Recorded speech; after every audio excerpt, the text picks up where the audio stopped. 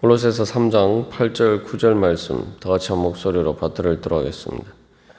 이제는 너희가 이 모든 것을 벗어버리라. 곧 분함과 노여움과 악의와 비방과 너희 입에 부끄러운 말이라.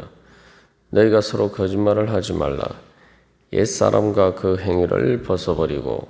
아멘. 우리가 어제 이 비방에 대해서 살펴보았습니다만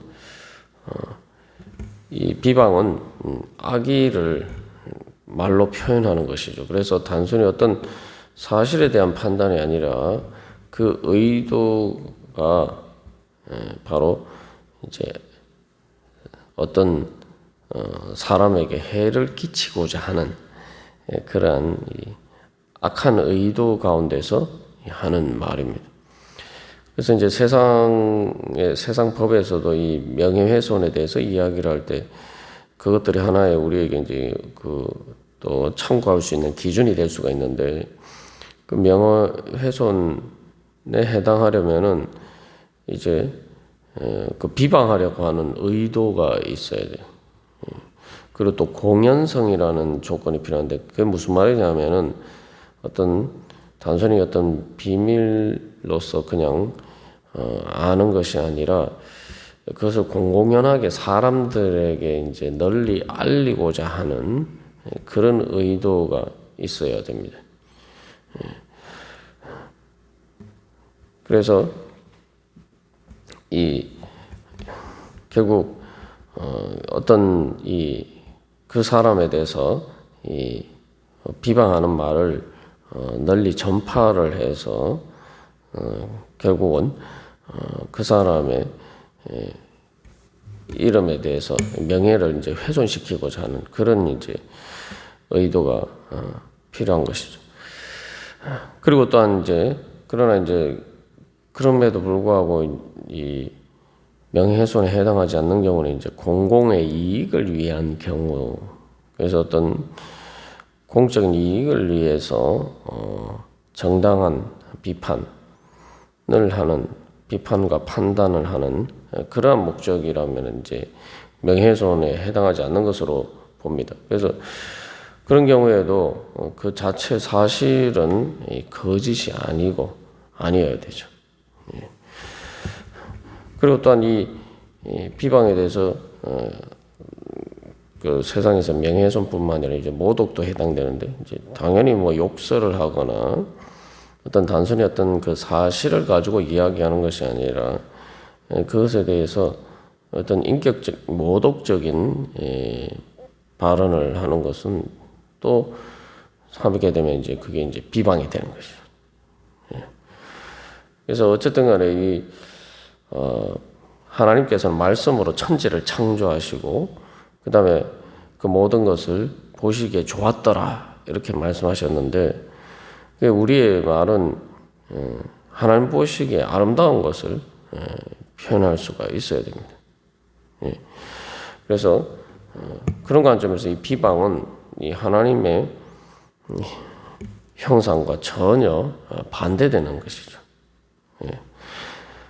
그래서 이제 좀 더 포괄적인 의미로서 비방 다음에 마지막으로 이제 입에 부끄러운 말이라고 하는데 부끄러운 말은 이제 뭐 좁은 의미에서는 외설적이고 선정적인 그러한 말을 의미하지만 또 넓은 의미에서 더러운 말, 그래서 부적절하거나 또 그 상황이나 예의에 맞지 않는 그런 말입니다. 그래서 이런 부끄러운 말이라는 것처럼 이게 사실은 가만 생각해 보면은 말 자체가 우리가 부끄러운 말이라고 생각하면 그것을 하지 않겠죠.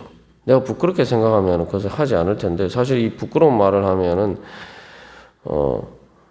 올바른 진리의 기준에서 비춰보면은 거룩한 기준에 비춰보면은 사실 부끄러워해야 되는 일인데 부끄러워하지 않는단 말이죠. 그렇기 때문에 그 자체가 사실은 부끄러움을 모르는 그러한 무지한 상태에 빠져 있는 거죠. 그리고 그래서 성경에서도 앞에서도 이제 5절에서도 부정이 나왔습니다만 이것은 마음의 영적으로 마음의 더러운 마음에서 나와서 그 말을 듣는 사람들도 같이 그 영적으로 이제 오염시키는 그런 일이 되죠. 그래서 이게 이제 뭐 좁은 의미에서 뭐 외설적이고 선정적인 말도라고 할 수 있지만 넓은 의미에서 그래서 결국 그 하나님의 거룩함에 합당하지 않게 그래서 여러 가지 세속적인 정욕과 또 안목의 정욕과 이생의 자랑 그래서 진짜 자랑할 수 있는 것이 아닌 하나님 앞에서의 선한 의미에서 이렇게 이제 자랑을 해야 되는데 자기 세상적인 자랑들을 늘어놓고 또 결코 자랑할 수 없는 하나님의 기준에서 보면 자랑할 수 없는 것이 마치 세상적인 기준에 따라서 그것을 잘한 것처럼 이렇게 막 자랑하는 그런 것들도 넓은 의미에서 포함이 되죠.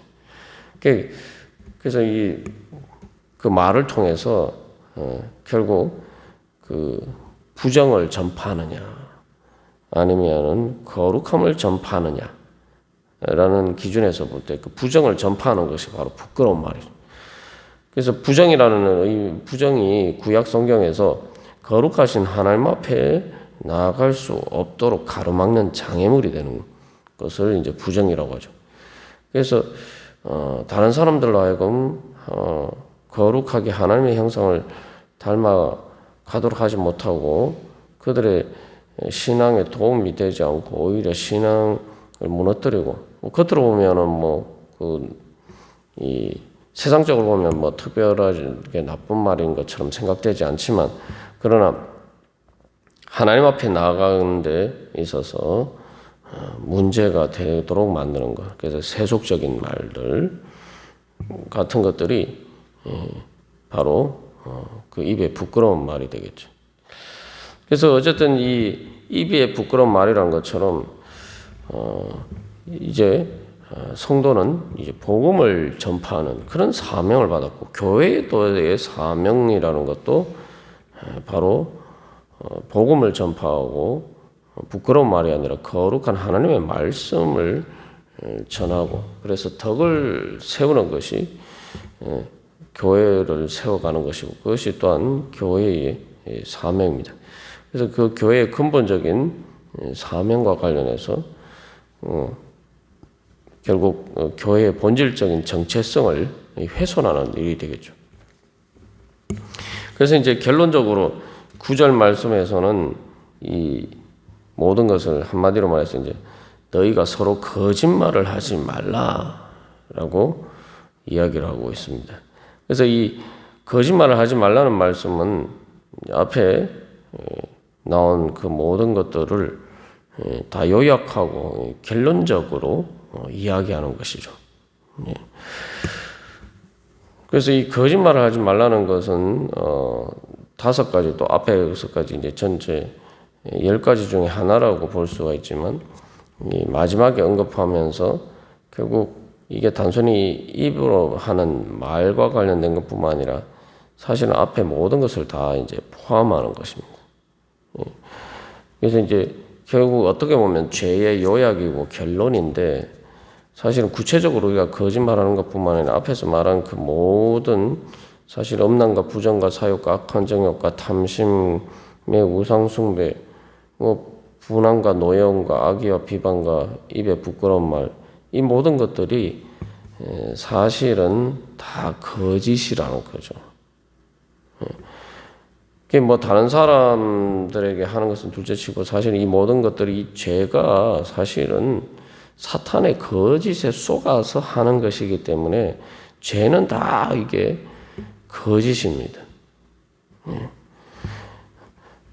그 죄를 지금 사도 바울이 벗어버리고 죽이라는 이런 땅에 있는 지체의 이 악덕의 이 덕목들은 사람들이 하는 이유는 자기들이 그것을 하고 싶어 하기 때문이죠.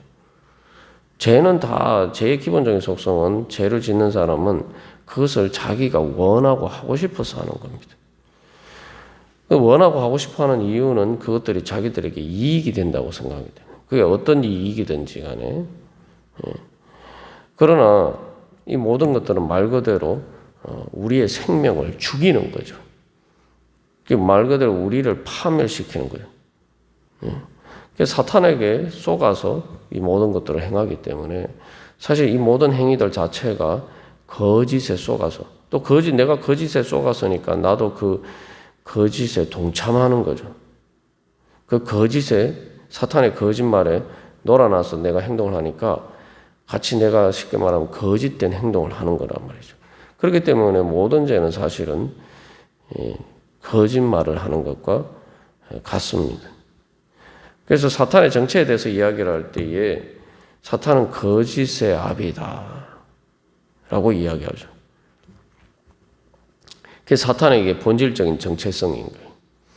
그러니까 우리가 이제 여러 번 나눴습니다만 우리가 이 사탄의 악한 권세를 말 그대로 힘이 강하다라고 생각하고 그래서 자칫 잘못하면은 그런 것들을 이제 두려워하는 경우들이 있는데 사실은 사탄의 악한 권세라고 이야기하지만 사탄의 악한 권세는 사탄 자체가 마귀 자체가 힘이 있어서 그런 거 아니에요. 그래서 보이스피싱에 속아서 어떤 사람들이 행동을 할 때에 사실은 그 보이스피싱 사기꾼에게 속은 사람이 이거 나한테 지금 이런 지시를 하는 사람이 이게 진짜가 아니고 보이스피싱 사기꾼이다 이 사실을 아는 순간 이게 우스운 일이 되어버린 거예요. 그래서 그 전까지는 막 그 사람 시키는 대로 하지 않으면 막 두렵고 그래서 막 빨리 이렇게 돈을 보내야겠다 막 이런 이 공포감에 사로잡혀서 막 그런 행동을 하는데 그게 사실은 다 사기였다는 사실을 알게 되는 순간 하나도 두려움하지 않는 거죠.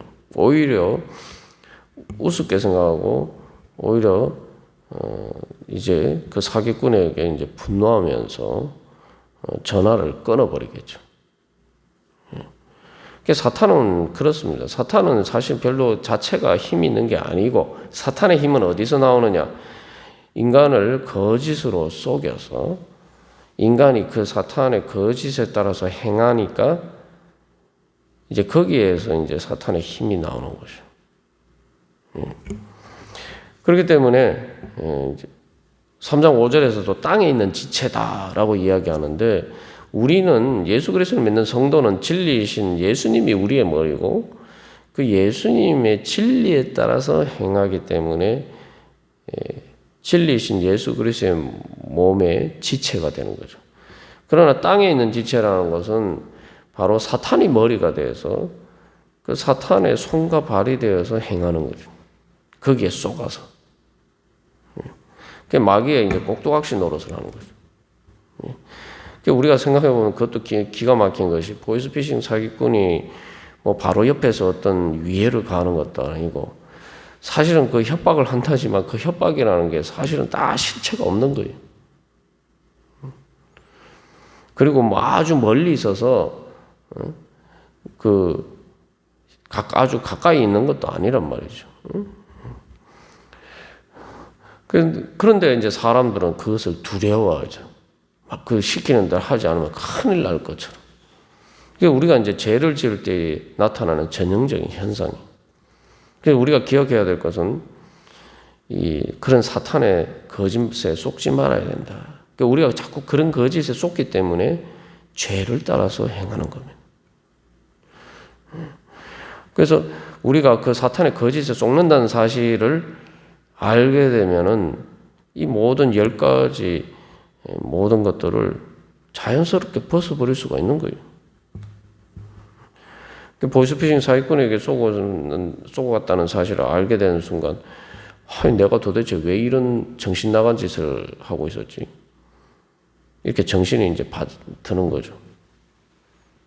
그러면은 사실은 그 순간에 내가 왜 돈을 보내려고 했지? 왜 내 이 귀한 돈을 보내려고 했지? 그래가지고 그냥 집에 돌아가 버리면 그만인 거예요. 뭐 그렇다고 해서 보이스피싱 사기꾼이 뭐 어떤 다른 사람을 보내서 협박을 하고 위협을 하고 그런 거 없어요. 그리고 아주 멀리 있어요. 보통은. 전화로 또 그런 말로만 협박을 하는 거죠. 사실 실체가 전혀 없는 거예요. 그러니까 우리가 자꾸 이렇게 죄에 넘어가는 이유는 그것이 자꾸 실체라고 생각하고 그것이 자꾸 내 가까이 있어서 그리고 그것을 따르지 않으면 내가 죽을 것처럼 생각되니까 또 그것을 따라야 내가 잘 사는 것처럼 자꾸 이런 식으로 착각하도록 만든다는 거예요. 그런 것들이 다 말 그대로 허상이고 착각이고 그래서 마귀는 사실은 별게 아닌데 자꾸 내 안에 거짓에 의해서 마귀가 자기 정체를 부풀리는 거예요. 그래서 내가 그런 망상 속에서 마귀의 정체를 점점 키우는 거죠. 그게 다 어리석은 거죠. 분함과 노여움도 마찬가지예요. 내가 지금 분노를 풀지 않으면은 막 죽을 것처럼 괴로워요. 우리가 분노를 참지 못하고 표출하는 이유가 뭡니까? 내가 이 분노를 표현을 해야지 내 분이 풀릴 것 같다 이렇게 생각하는데 사실은 대부분 분노를 표현하면은 그게 나에게 덕이 되는, 나에게 이익이 되는 경우는 거의 없죠. 거의 없는 게 아니라 사실은 없어요.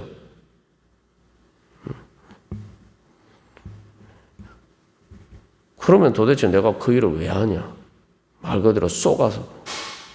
그것을 통해서 나도 이렇게 파멸시키고 또 그 분노의 표현을 받는 다른 그 사람도 마찬가지고 그것을 통해서 계속 악순환을 불러일으켜서 다 같이 망하도록 하려는 사탄의 그 악한 꾀에 넘어가는 것이죠. 그래서 예수님이 말씀하시기를 이제 사탄은 거짓의 압이다라고 로마서 8장, 요한복음 8장에서 그렇게 말씀하시면서 너희들은 하나님의 자녀이면은 아브라함처럼 하나님의 진리를 따라야지. 왜 마귀가 너희 아버지냐? 너희가 아브라함 자손이라면서 왜 사탄의 거짓을 따르느냐? 거짓을 따라 행하면 사탄이 너희 아버지다. 그러니까 예수님의 말씀을 듣고 회개를 하는 게 아니라 오히려 분노해서 예수님을 돌로 쳐 죽이려고 하죠. 완전히 이제 사탄에게 세뇌가 된 거예요. 결국 예수님을 십자가에 못 박아 죽였죠. 왜냐하면 예수님은 진리시니까 진리의 빛 가운데서 자꾸 사탄의 거짓이 드러난다는 거예요. 그 부끄러운 게 드러난다는 거죠. 그러니까 그것을 감추려고 예수님을 제거해버린 거죠. 그러니까 우리가 신앙생활 할 때도 자꾸 내가 주님 앞에 나아가면 말씀과 기도와 또 예배 가운데서 내가 하나님과 인격적인 교제 가운데 하나님의 빛 가운데 나아가는 것을 계속 그것을 주저하게 만드는 근본적인 이유는 내 자신이 아니라 내 자신 안에 있는 악한 것입니다. 왜냐하면 자꾸 거룩하신 하나님의 빛 가운데 나가면은 그 사탄의 악한 정체들이 내 안에 있는 그 죄의 정체들이 드러나게 됩니다. 그게 드러나면은 자연스럽게 우리가 그것을 버리게 된단 말이에요. 말 그대로 벗어버리고 오히려 그것을 미워하고 부끄러워해서 에스겔 36장에서 우리가 계속 나누는 것처럼 그것을 말 그대로 죽일 수 있도록 오히려 죄를 미워하게 되는 거예요. 그러면 어떻게 됩니까? 그 죄가 버림받지 않으려고, 우리에게서 버림받지 않으려고, 그 악한 것이 자기의 존재를 유지하려고, 그래서 자꾸 우리로 하여금 하나님의 빛 가운데 못 나가게 하는 거예요. 근데 그것도 알지 못하고 자꾸 우리는 마치 그래서 이 신앙생활 하는데 뭔가 자꾸 이렇게 마음에 딱 걸리는 것들이다. 주님 앞에 나가는 것을 부담스럽게 만드는 마음들이 그게 다 거짓된 죄의 정체죠. 그래서 예수님이 말씀하신 것이 진리가 너희를 자유케 하리라 말씀하십니다. 그래서 우리가 6절에서도 이것들로 말미암아 하나님의 진노가 임하느니라. 이게 사실 그 진리만 제대로 믿어도 이 모든 것에서 자유할 수가 있어요. 그래서 다시 한번 나는 진리이신 하나님 아버지의 자녀다. 내가 언제까지 이 사탄의 거짓에 속아서 말 그대로 사기꾼에게 속았다는 사실을 우리가 알게 되면 얼마나 분합니까? 얼마나 억울합니까? 앞에서 분함과 노여움에 대해서 이야기를 하는데 우리가 사기꾼에게 속아서 내가 뭐 돈을 잃어버리거나 여러 가지 손해를 입으면은 정말 억울하고 분하죠. 그러니까 우리가 이제 그리고 또 그렇게 속았다는 사실 때문에 부끄럽기도 하고.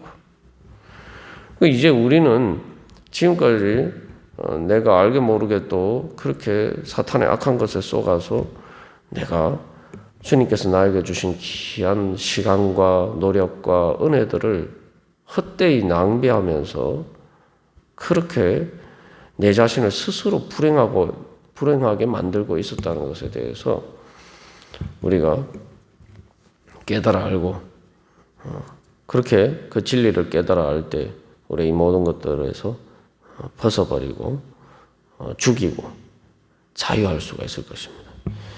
오늘도 우리가 주님의 빛 가운데서 기도하는 가운데 바로 성령님께서 우리에게 조명을 비추어 주셔서 그 가운데서 우리가 진리 가운데서 자유하게 되는, 그래서 그 하나님의 진리 가운데 하나님의 은혜 가운데 살아가기를 간절히 소망합니다. 다 같이 기도드리시겠습니다.